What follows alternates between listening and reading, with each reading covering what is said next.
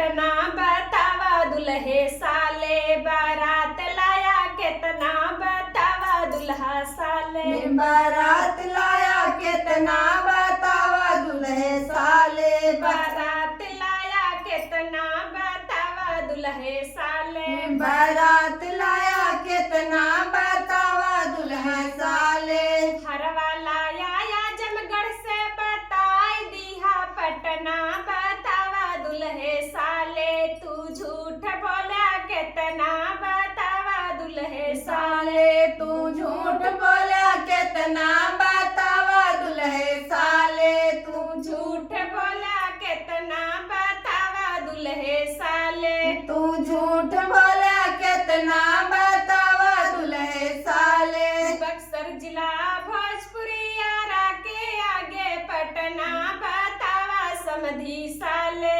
तू झूठ बोला कितना बतावा समधी साले तू झूठ बोला कितना बतावा समधी साले तू झूठ बोला कितना बतावा समधी साले तू झूठ बोला कितना बतावा समधी साले बेटिया लाया टांडा से बताई दिहा जलालपुर बतावा समधी साले तू झूठ बोला कितना बतावा समधी साले तू झूठ बोला कितना बतावा समधी साले तू झूठ बोला कितना बतावा समधी साले तू झूठ बोला कितना बतावा समधी साले बक्सर जिला भोजपुरिया के आगे पटना बतावा देवरू साले बारात लाया कितना बतावा